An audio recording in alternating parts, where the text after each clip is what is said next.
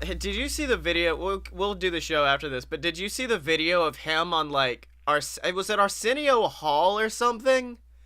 It's one of No, those. so I was saying. It was no Rosie. It was like Rosie O'Donnell, I think. The Rosie O'Donnell show at MJF is just there like, I want to be a wrestler. And she's like, here's your 2 tickets to go to the shitty restaurant that's going to close in a couple years. Have a good one, kid. Hey, listen, man, I'll have you know that the Big Show watched a WrestleMania from that shitty restaurant. I remember that distinctly, one, because, it was shown the next day on Raw, and two, because Cody Rhodes used it in his Big Show WrestleMania moments. He was like, and here you are at WrestleMania 18, not at the fucking event.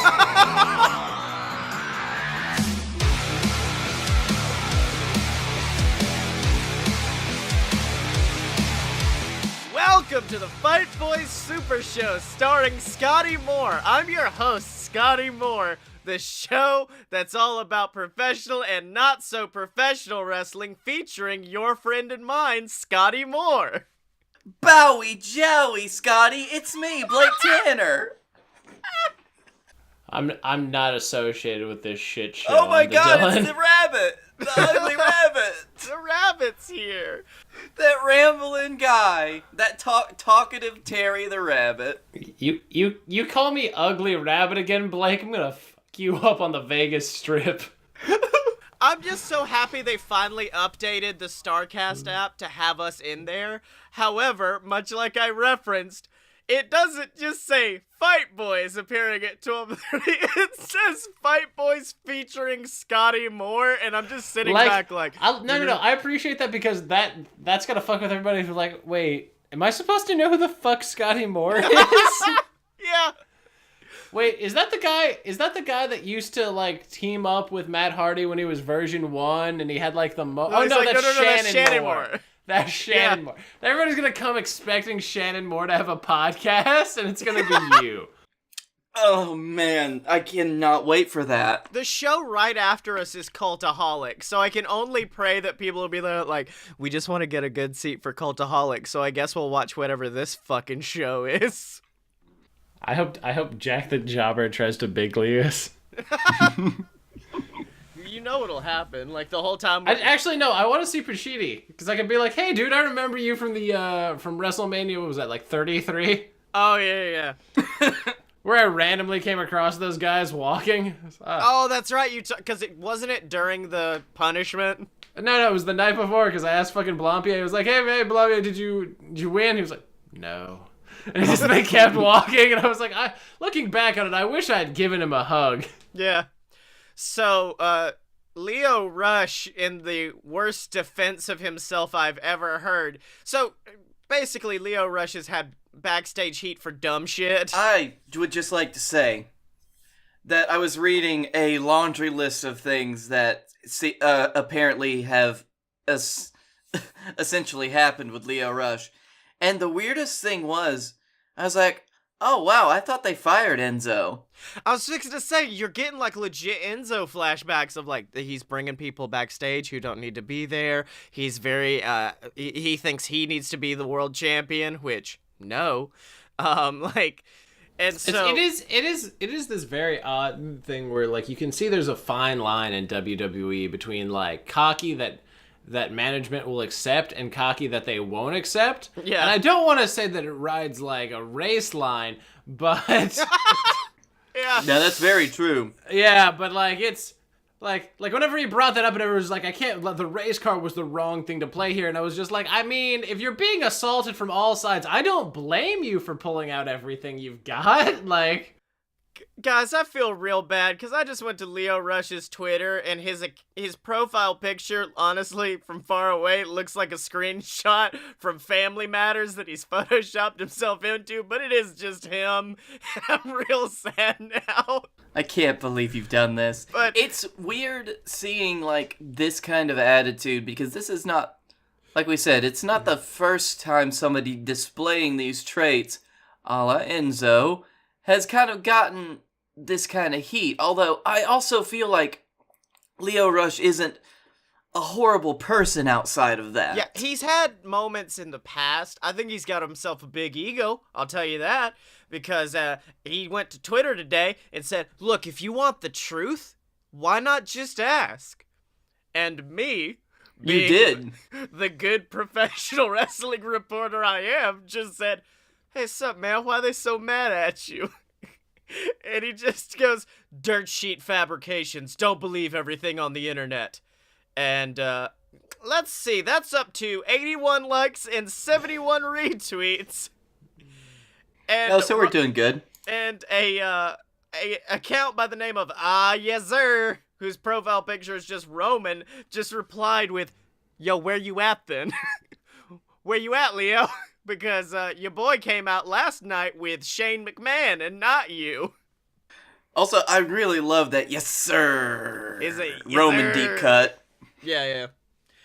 Oh, Blake, you told us that you only watched 5 minutes of wrestling this week, and Oh, yeah. Well, this started by you pitching a new idea for the second segment. Well, we'll get to that. I just want to know, how much of the worst Raw did you watch? Well, I've watched 5 minutes of wrestling that happened this week. 3 of those minutes is Firefly Funhouse. Oh, yes. And the other 2 are the ending, 2 minutes of Raw where Seth's just in a table. So you didn't even watch the wrestling portion. You just saw the remnants of after Seth done got put through a table. All I saw was Firefly Funhouse and Seth in a table. Yeah. And that's kind of my week in wrestling. So what about you boys? Dylan? I mean, I felt like I had to watch more of the Bray Wyatt what the fuck is this, but the rest of it has just been, gifs of everything. Yeah. Well, I mean, it's honestly been me rewatching the gif of the Sky Empress's entrance and just being like, this is a thing that's happening. This is like a weird. It's like a reverse Demolition, and with wait, which one did Mr. Fuji manage? Was it Demolition? I believe Mr. Fuji was with Demolition. Yeah. Yeah, where except instead of it being one Asian guy and 2 white people, it's one white chick and two Asian wrestlers, and like that's all that struck me as I kept rewatching it. I was like, no, 2 over the top wrestlers. And then I just need to get Paige a bowler derby, and we'll be there. Yeah, they both, instead of Paige throwing sand in people's face, they both throw sand in the other manager's face. It's just. Do you have any idea how much I would pop if fucking Asuka did the green mist on somebody? Are you insane? I would. Oh my god, I would. Yeah. Actually, no. I would pop way harder if Kyrie did it because it would be out of nowhere. It'd be so out of character for her that it's just like, whoa, wait, what? Somebody like they're like somebody's like perched on the top rope. She does that, knocks him off, and then like Sky elbows them, and it's just like, what the? That was amazing. Best 30 seconds in wrestling. I mean, I didn't watch that much of Raw just because, like, I was going to, and then everybody was like, well, that was the worst thing I've ever seen. And I was like, you know what, we'll just leave it over there. Yeah. We'll just leave it over there. Oh, I'm sorry, the Raw that has now set the record lowest ratings for Raw ever is bad? Yeah. In a long time. Someone brought up this point. Sami Zayn, who has been a highlight of Raw in recent weeks, before segment, 3 literally came out and said, I wish I could quit WWE. You all suck. This place sucks. It's terrible. And then for some reason ratings dropped after that. And I'm like, oh, I wonder why.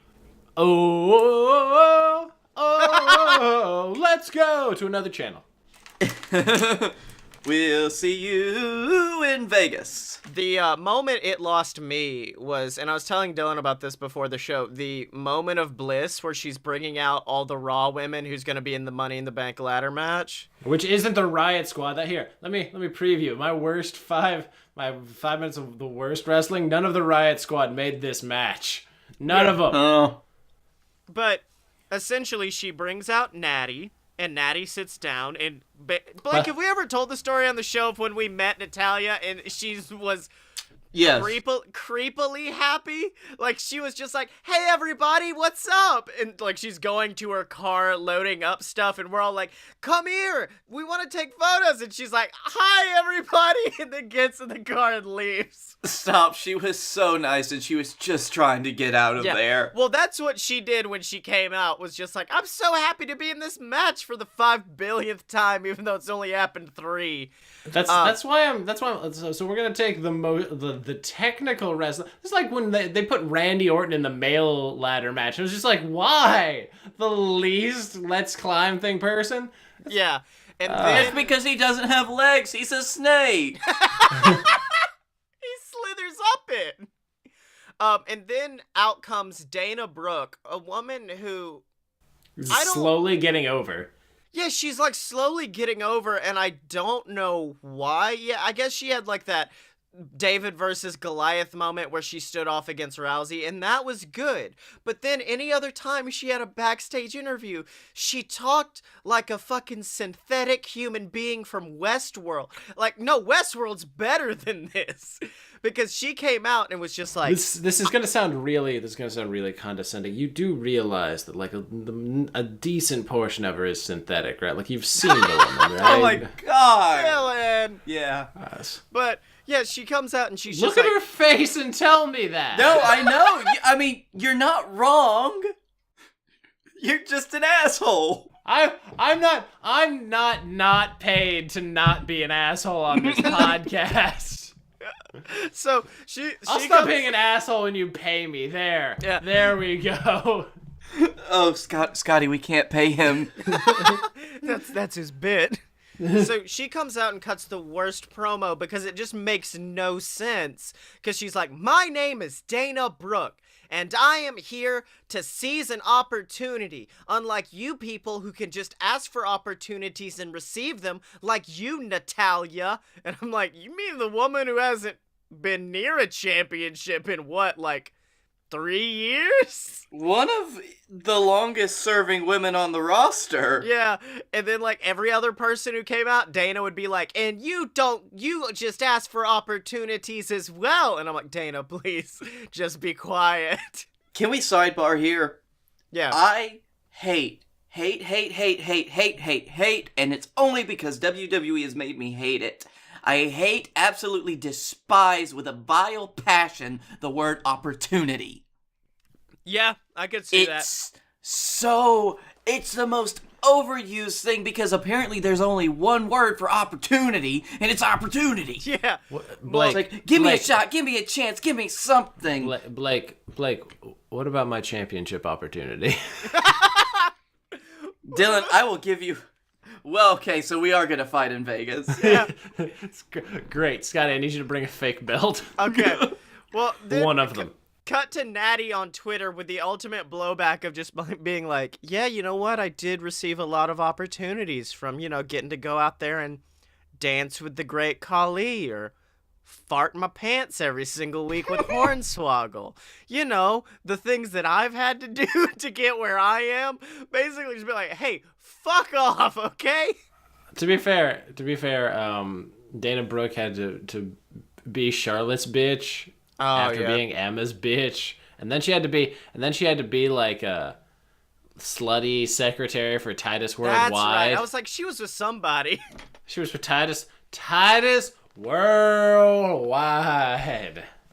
That could have been a lot of fun if they did anything with it. Yeah. I mean, Titus isn't that great a wrestler, so they couldn't have gone that far. Hey, don't talk about WWE Terry Crews that way. He's the best. Apollo Crews could have been just fine. They could have been tag team champions. They made freaking The B Team tag team champions. They did. They also made WWE Terry Crews tag team champions one other time. What? Yeah, him and Darren Young were tag team champions. Oh God, I totally forgot. Yeah. I totally spaced on that. Holy shit. Yeah, and then they lost him right back like 3 weeks later. Yeah. But speaking of the B Team, they were involved in probably the most unintentionally funny moment of SmackDown, which is Elias and Shane came out and were like, you know what, Roman? We're going to force you to beat the odds by going against both members of the B team. And someone on Twitter just was like, he beat Brock Lesnar. He beat fucking Braun Strowman. He beat leukemia. And yet both members of the B team are suddenly gonna be too much for him. I'm sorry. Suddenly, freaking Michael McGillicuddy and the guy that believes all conspiracy theories are just gonna take his ass down. I know what's gonna happen. I know what's gonna happen. Bo Dallas is gonna come out and he's gonna be like, "You never even really had leukemia." and then Roman's gonna be so shocked that Axel's just gonna roll him up and ask him why he's wearing that wetsuit, and then 1, 2, 3, we're done. That was the plan, and then they never really got it out because they both got hit in the face with the big dog. Nail him with the big dog. Hit him with the big dog. They didn't finish stacking all of the odds in front of Roman, so he knocked him down prematurely. Yeah. Exactly. They got pinned. They're like, hold on. We weren't ready stacking the odds yet. You can't do that. Hold on. Redo. Yeah. It reminds me of like the 2007 era DX when they were feuding with the McMahons, and one day they were just coming out and they're like, "You've got a match right now against this man," and then like Mr. Kennedy walks out and he beats him, and they're like, "Not really, you've got a match against this guy," and then Finlay come out, and they just kept sending people to the ring until they could eventually beat up DX. I just wish that I could see a perfect reaction from Roman when they say, "You're gonna go up against the B team." I can almost guarantee that Roman Reigns and Bo Dallas are best friends. So here's the thing. There already is that reaction. I don't know if you remember, like, it was like 2013 or something during Retro Raw, where the Shield were talking to, I think it was like Sergeant Slaughter or something, and Seth cuts this like great line, and then Roman just comes out like smiling, and he slides out. That's his reaction whenever he found out. It's the other way around. Seth's the one that slides into those DMs. Yeah, it was the Seth slide, but it's now Roman sliding behind the B team. He learned very well. Oh, man. So, I mean, this is how shitty Raw is. Like, I don't think I've ever been in a state where Raw's been this bad and also backstage has been such low morale. I don't think I have ever seen this many people ask for their release or get released from the creative team in one, like, they are in veritable panic mode right now, and it's so obvious. They're not in panic mode because they're like, we're WWE. We could bring up a whole new roster tomorrow if we needed to. Yeah. And then we can run those people's careers into the ground and then just rinse, repeat. Forever. We're finally gonna get Aleister Black on SmackDown so we can reveal how much of a badass he truly is, and we're gonna do it by making him a floating head in the abyss, spouting some Bray Wyatt bullshit and not wrestling. Am I the only one that like felt like he should have been in that ladder match instead of Randy? Yes. Okay, yeah, no, you're good. Yeah. I know my pick for the Money in the Bank is McIntyre. But, like, I really feel like Aleister, like, doing his flip thing off the ladder instead, whenever somebody tries to push it over, and then doing the sit down and, like, staring at them, that would have been fucking amazing. Would have gifted that for years. What's Randy gonna do? RKO somebody off a ladder when they do a flying nothing? Yeah, fuck that. Yeah. All I can figure is that at least Lars isn't in the match.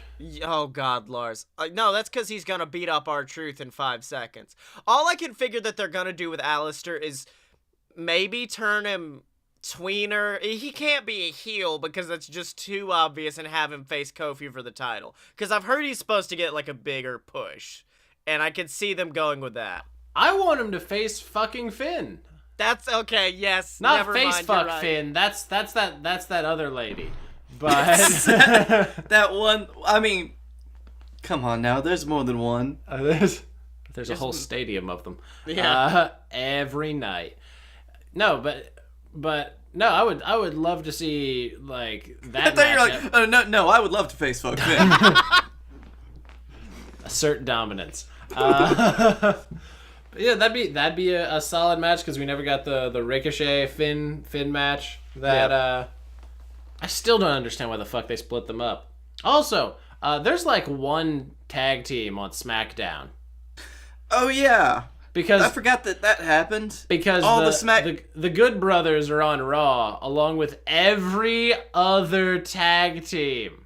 SmackDown is dark for all the tag teams that are on Raw. SmackDown is, I believe it's just the Colognes, the B team, Heavy Machinery. Oh, that's right, they are. Old Tucky's on blue bread now. And no one, because the titles are vacant. That's it. There's 3 teams. There's 3. Jesus Christ! God, right. and they got. It's a shame they got rid of Sanity. Sanity could have gone for the titles. Oh yeah, there would have been a great tag team. Sanity. Oh, they're dead. Yeah. Well, even then, Dane's not even on SmackDown anymore. He's getting put back on NXT. So they've lost everyone. But I do want to ask. Speaking of which, have we even cited Nikki Cross in like the last 2 months?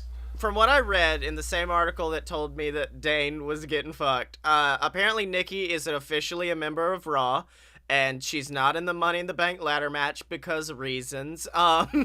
It's because no one believes that someone who's literally 5 feet can climb a ladder and reach a briefcase, okay? Alexa Bliss did it last year! I'm pretty sure Nikki is shorter than Alexa. Oh my god. I think you're right. I want that tag team. Like, wiki that right now. I'm almost convinced that, like, that Nikki is, like, 5'11". Yeah. Or 5'10". While I do this, I do wish to ask you guys, say you're Vince McMahon, and say you recently got a contract. Hold on. Let me adjust my giant grapefruits real quick. Okay. Let's go. You finally received a contract for a wrestler. You get the name Joseph Ryan Meehan across your table. The fuck do you do with him? Hey, Vince, what are you gonna do with old Joey Ryan? He's the dick guy, right? Yeah. See, here's the I want him in my office right now. Damn it! Get your dick out, Jimmy. See, I'm pretty sure that they sent Joey Ryan the contract. Joey Ryan refused, and that's why Robert Roode now has a porn stash. Yeah. Well, I've heard that theory. He is definitely signed with AEW, right? Because he is doing the whole end of the Indies thing now. Well, and he's been saved by the Young Bucks too many times. He owes them favors. Yeah. It's like, you saved my dick so much. Fun fact, by the way, Joey released his schedule for the next 3 months on Twitter. It's fucking insane. I have never seen a man work as hard as Joey Ryan, because at first I was like... You need to understand. So, like, Joey Ryan is the fucking James Brown of the... Like, he is the hardest working man on the indies. Because I follow him on Twitter. He retweets events where I was just like, why is this on my... Oh, Joey Ryan's there. Of course he is at, like, grills and like, drills in fucking, like the hoodest town in Georgia. Like, for this show where it looks just bunch of indie people, and Joey Ryan must work at like a very cheap price point because he knows merch is his moneymaker.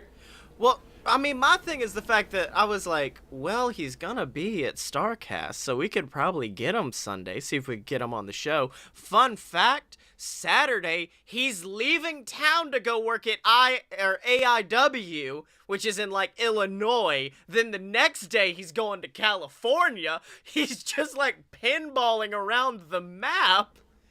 And we thought our whirlwind trip to Vegas was something. Yeah. Joey Ryan says, suck my prehensile dick. Actually, at this point, I'm pretty sure he's gotten surgery to where it's just like a small hand. Yeah. I mean, Joey Ryan will work anywhere, as evidenced by the fact that I once saw him in a town that we got in early, so I was like, let's go see Ant-Man. We went into a garage to see Ant-Man. The fucking theater was so small. And then we went into not even a basketball arena. We went into the storage locker for the basketball arena for this fucking wrestling show. And Joey was like, yeah, this is where I work. It's fine. This is my home now. I live here. But you know who I like to give a home to? Ghazi's $5. The $5 or more of all of our lovely patrons at patreon.com/a-load-of-BS, the website where you can go support the BS Boys, but more importantly, support the Fight Boys. You get shouted out on the show of your choice every single week, like the fucking asshole he is, Ghazi. You get access to our Discord where you can hang out and chat with us, or I mean, honestly, you kind of just become a friend. Because earlier I was just like, hey, Ghazi, I haven't heard a lot from you lately, buddy. What's going on? You get a friend if you give us money. And most importantly, you get access to our show. You paid for this, where you get to watch as me and Blake watch terrible movies and listen to us commentate over it. Or this case, as me, Blake, and Dylan watch the WCW ruining film Ready to Rumble, which we should be recording this week. And if you want it, you can get it at patreon.com/a-load-of-BS. Don't lay the death of WCW at David Arquette's door, okay? He doesn't deserve that. Yeah. No, especially with his resurgence now. He's such a good guy. But now it's time for Guest Watch, the show where we desperately try to get a guest for our show on StarCast weekend. So I'm thinking, guys, where's StarCast? Fucking the Sin City. And I know another boy, well, really another guy, a big guy, who lives in the Sin City, who probably is banned from StarCast, but we should try. No, we can't. No, we're not. You fucking get anybody else. You try to get Joey Janela, Peter Avalon, Leva Bates, anybody else other than this. Ghazi wants us to get Millie McKenzie. She is also not there. Actually, no, try to get Jimmy Havoc. Tell him we'll buy him beer. Actually, let's just get David Arquette. We already went for David Arquette last week. Yeah, I forgot. We did try David Arquette already. I was drunk and I remember that. I was drunk and I don't. So yeah, let's get Jimmy Havoc. That way we can all be drunk. It'll be amazing. Hey guys, I've already tweeted Ryback. I'm sorry. Scottye, why do you even do these? No. I almost got hired by Ryback last week, and it would have been the greatest moment in this show's history because he released something on Twitter just like, we need a YouTube editor for conversations with the big guy. If you have any expertise editing wrestling podcasts and putting them on YouTube, please contact us. And I was like, fuck me if I could say I work for Ryback. This show will go off the rails so good. Did he immediately cut off contact with you when you told him about the Fight Boys? I'm fairly sure he's like, are you those guys who do the talking back bullshit? Because fuck you. Are you the guys that won't leave Chuck Taylor alone? If so, then I'm in. He was one of the people that helped us not leave Chuck Taylor alone. Yeah, he was like, Dustin, please. Okay, fine, I'll do a legit one too. Help us find a guest for the show. Yo, at Wrestling Leva. Or Jimmy Havoc. The two most opposite personalities in pro wrestling. You never know. Leva Bates might like to get shit-faced. You know her life. Yeah, boy. Let's get drunk with Leva Bates. Oh, well, I do know that Leva that morning does have, like, a cosplay breakfast, which we should go to if we weren't gonna be so hungover from the fucking Double or Nothing after party that we're going to. Mm-hmm. God, that's gonna be a time, isn't it? I will say, my mom is very upset because one of her favorite wrestlers is, of course, the Cowboy James Storm, who was just announced to be appearing, and we're gonna be near James Storm, and if we find him, we have to make him tell my mom he loves him. Oh, we could do that. But, another thing I want to talk about, guys. we're legit now. We're no longer a shitty podcast. We're no longer the worst podcast of all time because StarCast wouldn't have us. So I think it's time to not be too big for our britches. It's time to be appropriately sized for our britches, which is why I think we need to have a Fight Boys branded product. We do. It's a sippy cup for adults. You're right. Ugh, fuck, I forgot about the BS Boozy sippy cup. That is a BS branded product. You cannot take it, Fight Boys. Blake's about to fight with himself. He's just like, that's BS shit. You can't take it, Fight Boys. Oh yeah? We'll take it if we want to. Come on, what are you gonna do about it, Blake Tanner from the A Load of BS podcast? Well, listen here, Blake Tanner from Fight Boys. Listen, Blake, don't start choking yourself, or else you might find that you're into it. Yeah. I did contemplate doing fight wine, which means we just buy shitty wine from Walmart and put a Fight Boys logo on the outside of it. I'm going to bed now. No, we go full It's Always Sunny. We make fight milk, and we just give it to people at StarCast. Yeah, but milk sucks. Let's make it chocolate bars. Fight bars. Okay, fight bars. That sounds very good. I did look up just shitty, like, wrestling tie-in items just to go...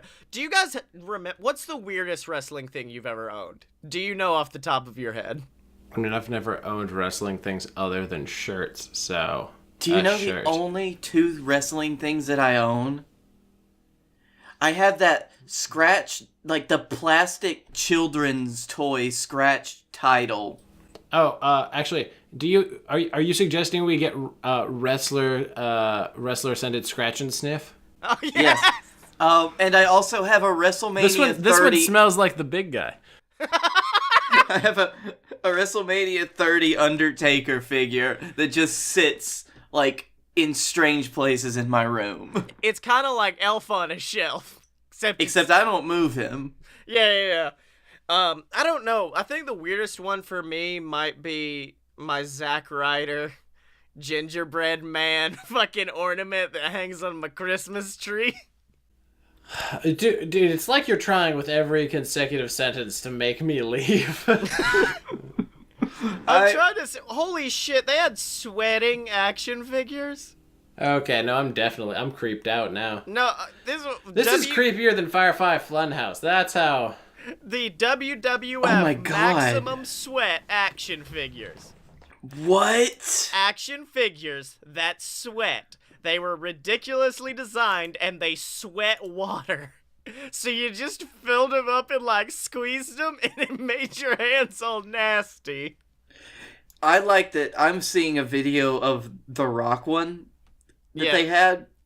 And if you look at his side profile, it does look like President Barack Obama's face. But he's sweating everywhere. Then it turns around and you're like, okay, that's The Rock. He's doing his thing. But then it goes back because it's on a pedestal. Oh, hey, Barry. Yeah. I forgot how buck wild, like, especially when me and you were in college, Blake, some of the WWE shop shit got, because I'm currently looking at CM Punk garden gnomes.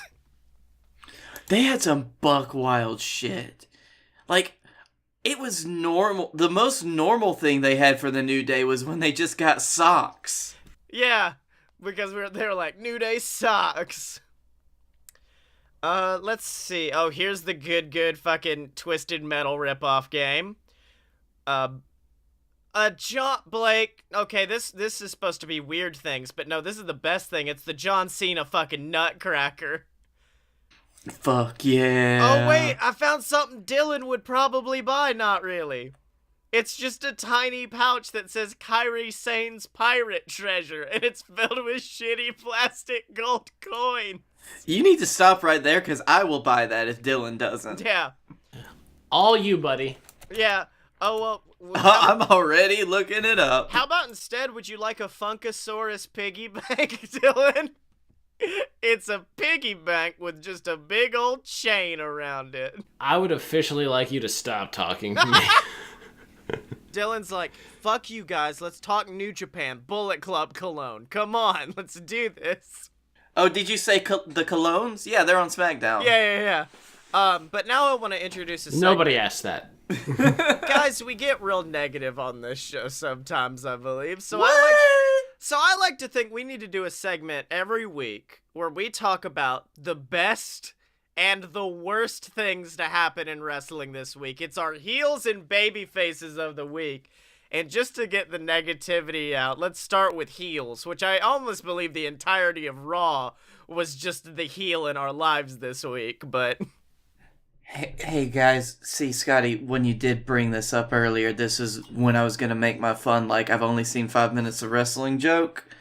This is when I was going to do that bit, because I haven't seen wrestling.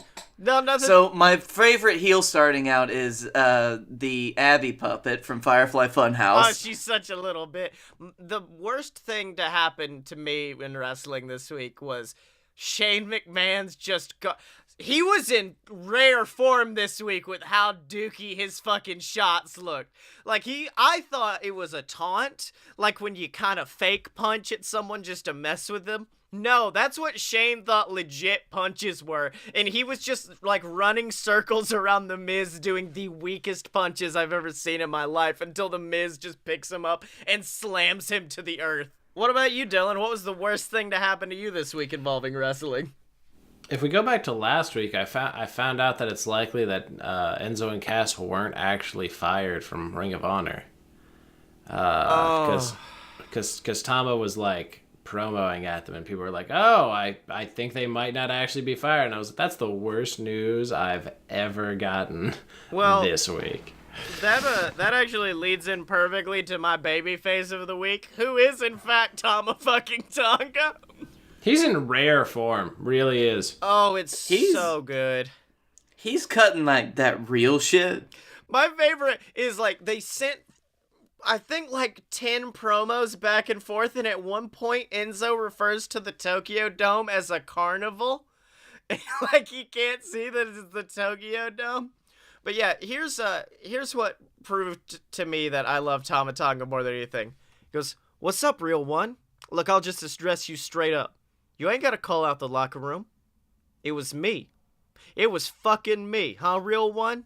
Yeah, you're a real fucking idiot. You know why we ain't letting you in? Because you're cancer. We don't want to spread that in our workplace. You're a fucking cancer. You're talking about bringing in money? Oh, shit. No, we're talking about you killing our business. You're a cancer. Not on my fucking watch, bitch.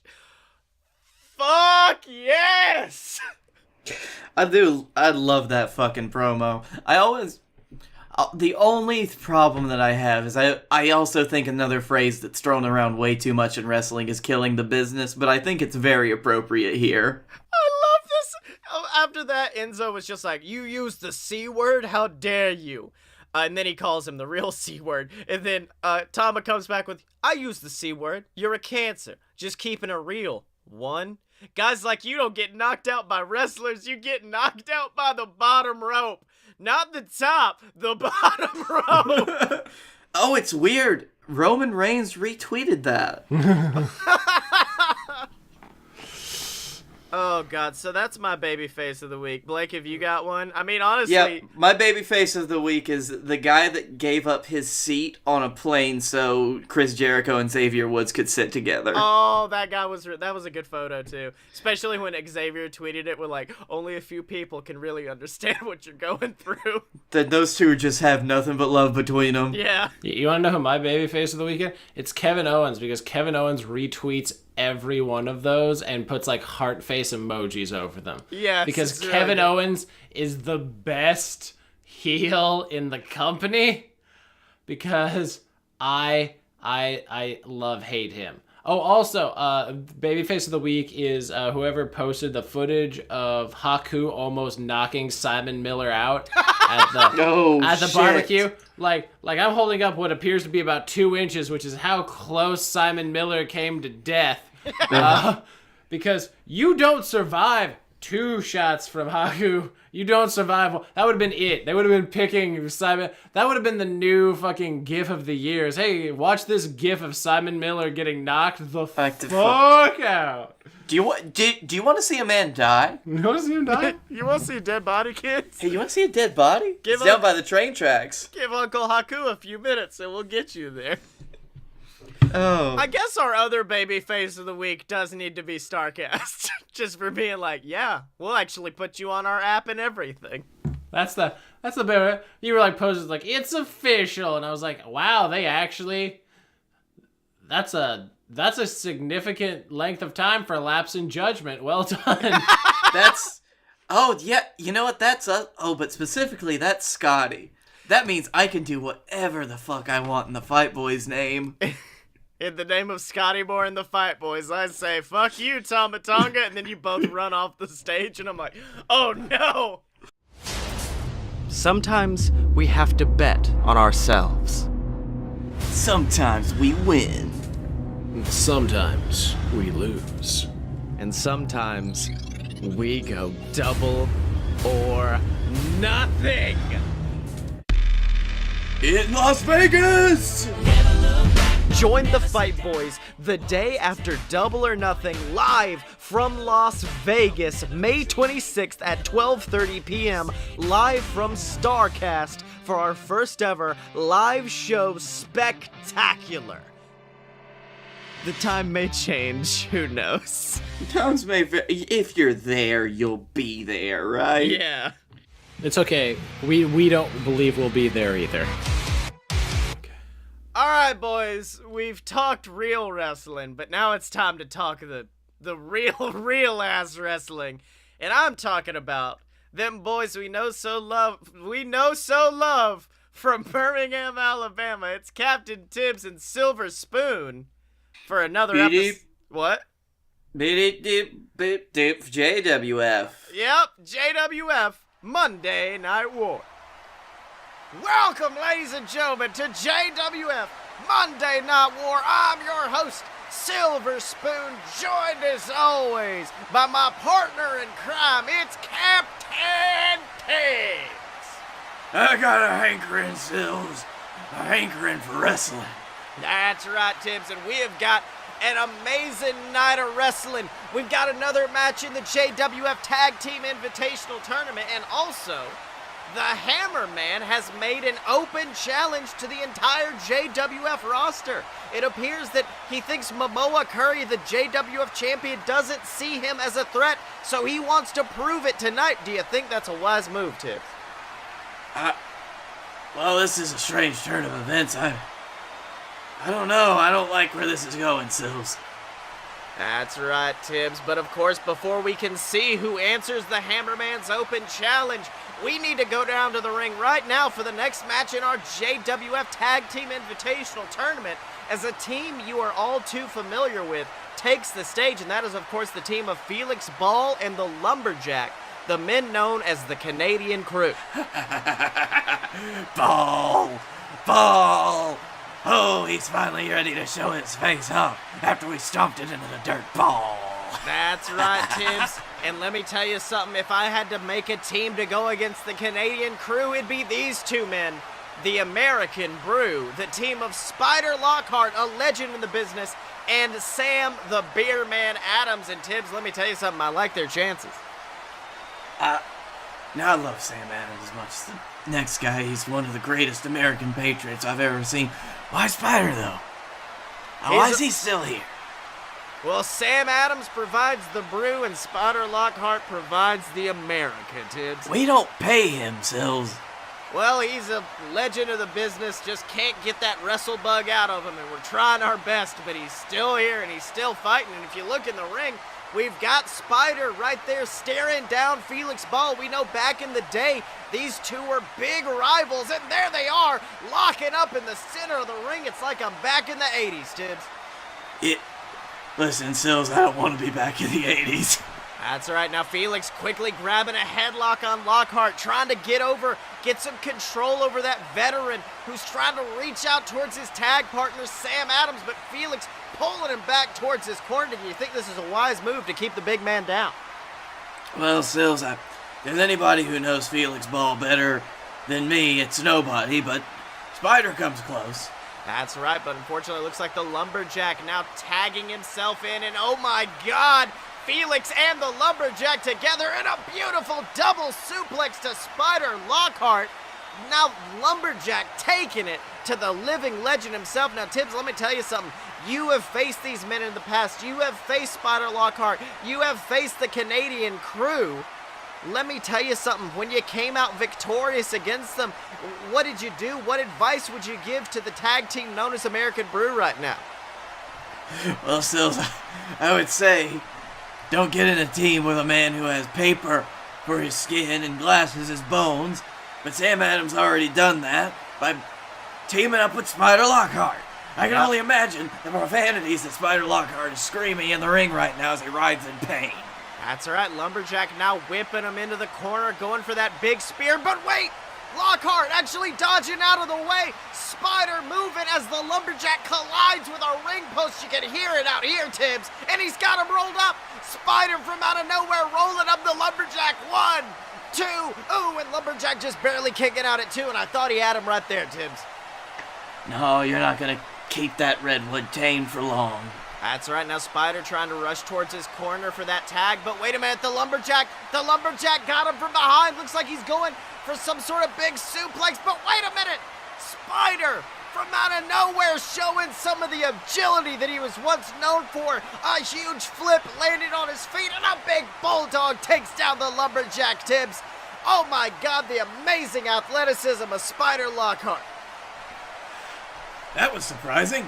That's right, and there he is, tagging in his partner, the crowd going wild as Sam Adams enters the ring like a house of fire, knocking Felix off the apron, bouncing off vicious shots to the Lumberjack, and ooh!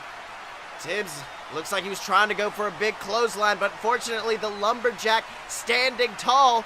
The Lumberjack standing on his feet, but wait a minute, Sam Adams bouncing off the ropes, trying again, another clothesline, but that redwood will not go down, Tibbs. Of course he won't, Sills. You're gonna need a dedicated lumber removal team, and that Spider Lockhart is not. That's right, and now he's trying for one last clothesline, but wait a minute! Sam Adams changing it into that Luthez press he's known for, knocking the Lumberjack over. He tipped the redwood, and now he is raining fists down onto his skull, and Sam Adams is going crazy, Tibbs.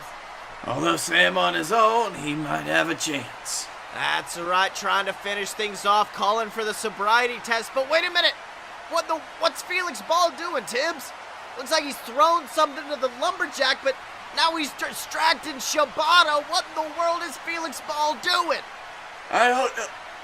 I know what that is. That's right, Shibata unfortunately distracted as the Lumberjack, oh my God, cracks a bottle of Canadian whiskey over the skull of Sam Adams, and the beer man falls down. But wait a minute, Lumberjack not finished, picking him up, and oh my God, slamming him down into the broken glass with a Lumberjack slam, going for that pin, hook in the leg. 1, 2, 3. And unfortunately, Tibbs, with that vicious shot, it looks like the Canadian crew are going to be joining the VWO and the Snack Daddies in the semifinals of the Tag Team Invitational Tournament. And Tibbs, I know you can't be happy about that. He doesn't even like liquor, you Maple Leaf bastards. That's right, Tibbs, but I mean, who knows? Maybe they could get knocked off in the semifinals. No one knows what's going to happen next in this Tag Team Tournament. But of course, at the end lies a number 1 contender shot. A number 1 contender shot to face our JWF Tag Team Champions, the BS. And Tibbs, let me tell you something, I think that's one hell of an accomplishment. We can only hope. That's right, Tibbs, and of course, a few weeks ago, the BS were out in the ring. They were talking about the tournament when they were viciously assaulted from behind by their opponents at WrestlePalooza, Coach and Friend. But of course, last week, Coach and Friend made it clear they had a reason. They felt the BS disrespected them at WrestlePalooza with their vicious attacks. I mean, we know the BS actually used steel chairs illegally in that match to get the victory. Did you ever think the BS could be capable of something like that? Oh, I don't know, Sills. I always knew that the BS had a little bit of an ego to them when they were always together, but I didn't think that they'd go so far as to disrespect 2 living legends. That's right, and Coach and Friend, they hated that, so that's why they challenged the BS to a no-holds-barred match at Cash in the Bag, but they have yet to respond, which is why we've sent one of our top interviewers backstage to talk with the BS about the Invitational Tournament and, of course, about Coach and Friend. Let's have a listen. Ladies and gentlemen, Don McDonald here, backstage with our JWF Tag Champs, the BS. Now, boys, Blake, Scottye, after what just happened in the ring out there, we now have 3 confirmed teams to be going forward to the semifinals of the JWF Tag Team Invitational Tournament. And now, while you've made it clear in the past how you feel about the Snack Daddies, how do you feel about the other 2 possible teams, the VWO, the Canadian Crew? I mean, how do you feel? Done. Mickey D, please. Are you all right? Yeah. I just wanted to make sure, because you seem to always be asking the same questions to us, like the same every single week, and I'm really starting to get worried here that you're repeating yourself so much, because it's annoying me, because I have to repeat myself, Scottye has to repeat himself again week after week after week. I'll lay it out for you. We don't care if it's the Canadian Crew, the VWO. We don't care if Animal finds a way to dig up Hawk and reform the Legion of Doom. The result is always going to be the same. The BS. Right here, me, him, standing tall with our JWF Tag Team Championships. Okay, I understand that, but I feel like you're putting the cart before the horse a little bit, because before you get a chance to face the winner of that tournament, you do have another challenge in your way, in the form of Coach and Friend, the men who last week challenged you to a no-holds-barred match at Cash in the Bag. I mean, what do you have to say to that challenge? Look, I don't like to show emotion. You know, me and Blake were all about the show, about coming out and performing, but I honestly feel bad for him, McDonald. I mean, back in the day, me and Blake used to get a nice bowl of Golden Crisp, sit in front of the TV, and cheer on Coach and Friend, and it's just so sad to see what's happened to them. I mean, they're both clearly delusional. I mean, I don't know if they have concussions or what, but it's almost as if they didn't pay attention to what happened at WrestlePalooza. It's like they didn't pay attention to what was the beating of their lifetime.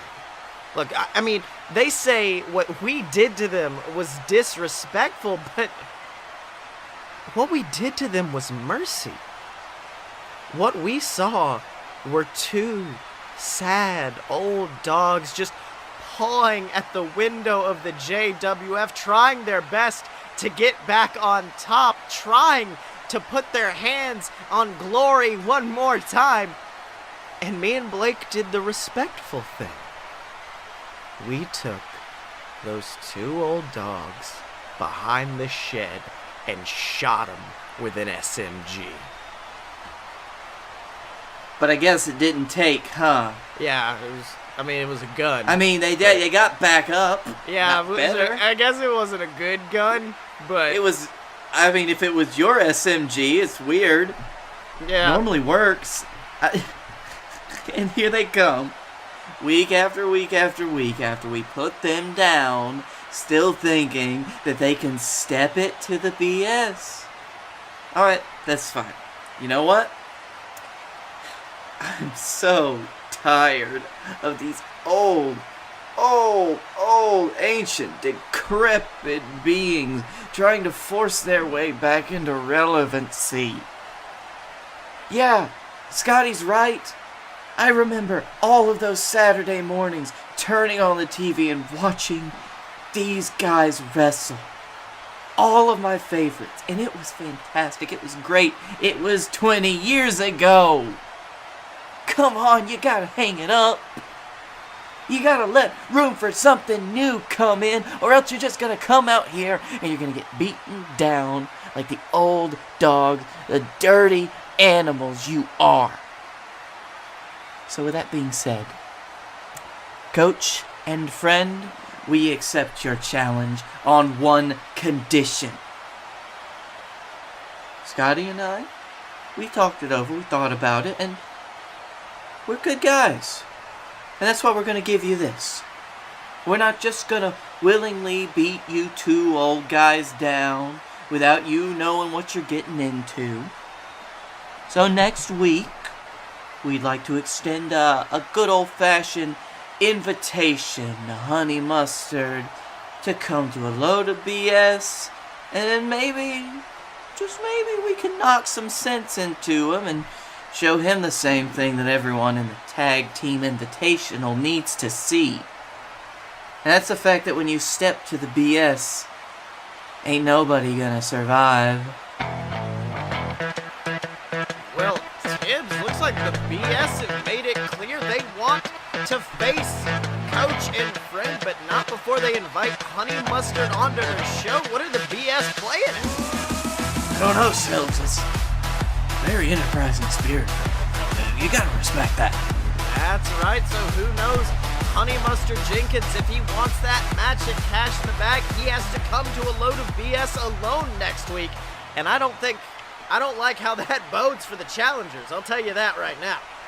Oh, what are you talking about? I'm sure it'll be fine. But of course, speaking of challengers to titles, let's talk about the #1 contender to the JWF Championship, and that is a man who you are all too familiar with, Tibbs, the Hammerman. Oh, yes. Who, of course, at WrestlePalooza earned himself a shot at the JWF Championship, which is, of course, held by the man who is known as the God of the JWF, Momoa Curry. And Momoa's made it clear, Tibbs, he doesn't respect the Hammerman. He doesn't think he's a worthy competitor. How did you react to that noise? Well, Sills, you know me. You know there's no greater proponent of Momoa Curry in this business, but listen, Sills, even I know when a god gets too big for his britches, especially Momoa Curry, and I think that he's underestimating the Hammerman. The Hammerman who came back out of nowhere after being gone for so long at WrestlePalooza. Like he was just wiped off the face of the earth, and then he finally returned. That's right, Tibbs, but of course, Hammerman, he respects Momoa Curry. He respects the shot that he's got, and he wants to earn the respect of the God of the JWF, which is why he has issued an open challenge to anyone in the locker room to come out and face him tonight, and the Hammerman is standing in the ring all alone. Tibbs, do you think anyone's willing to answer the call? Sills, I don't know if anybody would be scared enough to bring it to the Hammerman. I mean, they'd have to be truly idiotic or the worst thing in the world. That's right, and now Hammerman is... Oh, no. Tibbs, that's the music of a man who returned to the JWF last week, a man who returned alongside Mojo Gruff. It is the man known as the Demon, Honeypot, and he is walking out to the ring, and Tibbs, the Hammerman, looks terrified. Get out of there, Hammerman! I thought it was a dream, Sills. I thought he only came back in my nightmares. Oh, he's really here. That's right. I can do nothing, Sills. That's right, and Mojo Gruff applauding as he walks that demon down to the ring, but what in the Hammerman is staying. He's standing tall, standing his ground. Tibbs, this is either the bravest or the dumbest thing I've ever seen a man do in the JWF ring, staring down Honeypot. Hammerman, you don't know. You don't know what he's done. That's that right. Thing. That's right, and Shibata ringing the bell, and oh my God! A vicious clothesline nearly tearing off the head of the Hammerman, and now the Demon just wailing those massive hands down onto the skull of the Hammerman. Honeypot is going insane. Get out of there, Hammerman. No one's gonna fault you for leaving. Please, somebody go down and get him out of there. Somebody stop the damn match. That's right, Hammerman reaching for the ropes, trying to make his way back to his feet, but there it is! Honeypot with a vicious German suplex, tossing the Hammerman almost all the way across the ring. The #1 contender looks beaten, broken, but he is still trying to stand up against the ropes. But Honeypot's got him, Tibbs. Got him by the throat. Could this be it? Could this be the end of the Hammerman? No, I just got your back, damn it. That's right, Honeypot picking him up in the air, but wait a minute! Hammer dodging behind, clipping the knee! He's got Honeypot down on one knee, Tibbs! This is astounding! Yes. Hammerman bouncing off the ropes, and a big shining wizard sends the demon to the ground. Hammerman frantically rushing for that pin. Oh! And before Shibata could even count to one, Honeypot flinging his body off. Tibbs, I don't know what Hammerman could do right now. I don't know, Sills. Just run. You got your opportunity, Hammerman. You know Momoa Curry will understand. Well, unfortunately, Hammerman's still there. Hammerman trying to finish off this match, and oh my God! Hammerman actually trying to pick up the demon for the burning hammer, but oh no! The legs of the Hammerman buckle, hammer back to the ground, and now Honeypot wailing on the spine of that man. The masked man writhing in pain as Honeypot grabs him by that throat once again. And Tibbs, I don't think Hammerman's getting out of this. Picking him up nearly 7 feet into the air, and a massive choke slam plants the Hammerman in the center of the ring, hooking the leg. 1, 2. Oh my God! The Hammerman! Hammerman kicked out! He kicked out! He kicked out! He kicked out! Tibbs, how did he do that? Hammerman! Get him! Give him the hammer! Come the on! Hammerman kicked out of the choke slam from Honeypot. What's going on? Even Honeypot looks confused. And Hammerman, out of nowhere, using that advantage to roll him up. 1, 2. Oh, and Honeypot barely kicking out at 2, but there it is. A big hammer boot plants Honeypot. And now Tibbs, I think the Hammerman's trying to finish things off. Going to the top rope. Tibbs, is he setting up for it? Is he? Oh. That's right, going for the hammer leg drop. But wait a minute. From out of nowhere, Mojo Gruff distracting the Hammerman. That dastardly voodoo man distracting the masked luchador, allowing Honeypot to grab the #1 contender once again. And a vicious choke slam from the top rope. Goes for the pin. 1, 2, 3. And Tibbs, unfortunately, the Hammerman's open invite didn't turn out too well for him. But let me tell you something, that is the most resiliency I think I have ever seen against Honeypot. You had your chance, Hammerman. There's nothing to be sad about with that. That's right, but wait a minute, what the world? Mojo Gruff rushing the ring with a chair, cracking it over the spine of the Hammerman, and now Honeypot wailing on him once again. Both of these men absolutely devastating the #1 contender. Tibbs, he may not make it to cash in the bag if they keep this up. No, you just beat him. What are you doing, you monster? That's right. Oh, wait a minute, Tibbs. There it is. The music of the JWF champion, the god of the JWF, Momoa Curry, rushing to ringside, clearing out Mojo Gruff, clearing out Honeypot. Tibbs, I don't think I've ever seen Honeypot so terrified as when he saw Momoa Curry coming up that ramp. Sills, watch out. Momoa's tapped into his god powers. Don't look straight in his eyes. That's right. He'll Ark of the Covenant ya. That's right, scaring off those 2 voodoo men, and now Momoa actually helping the Hammerman back to his feet. And Tibbs, I don't think he may have earned his respect yet, but I definitely think Momoa Curry's impressed. What do you think? Well, you know, Sills, that's just... After what I saw from the Hammerman, I didn't think that I could love him anymore, but I was just wrong. That's right, Tibbs.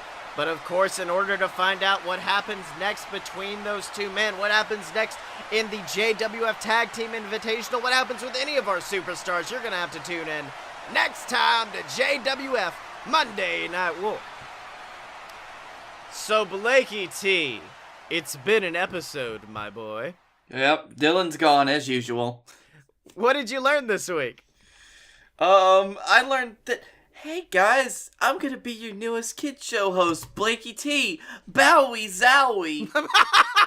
Or Bowie Wowie, whatever I said at the start of the show. Ooby booby looby dooby, it's Booby me. booby booby. And I learned that, man, for some reason, just JWF, my voice just disappears during it. I don't know what's going on with that. I wonder. Yeah, I also learned, Silver Spoon's going through puberty because his voice cracked quite a few times during that. But it's a Silver Spinalo. Yes, but Dylan can be found on Twitter at SexyChuckyT. Blake, where could they find you? You can find me at BlakeA10 on the Twitter. You can find me at the Darkroom Video on YouTube. And you can you can find me in Vegas next month. Yeah, baby. And you can find me on Twitter at Scottye Moore, SCOTTYEMO. You can buy all my books on Amazon, the Queasel Corp Trilogy, BS versus the Gods. So check those out. Check out all the other shows online at AloadofPureBS.com. And of course, remember to come out if you're at StarCast. Support the Fight Boys. May 26th, come hang out with us. And then, of course, remember to support us at home, either by donating to the Patreon, picking up some merch, or most importantly than anything else, ladies and gentlemen, just leave us a review if you're watching on our new YouTube channel. Subscribe on YouTube. Give us some feedback. Let us know what you want more of from the Fight Boys. And as always, you can find us at AloadofPureBS.com. Step up to the merch table at merch.AloadofPureBS.com. Find us on Facebook, donate to the Patreon, subscribe on YouTube, and remember to follow us on Twitter. Chuck Taylor, because when you're a fight boy for life!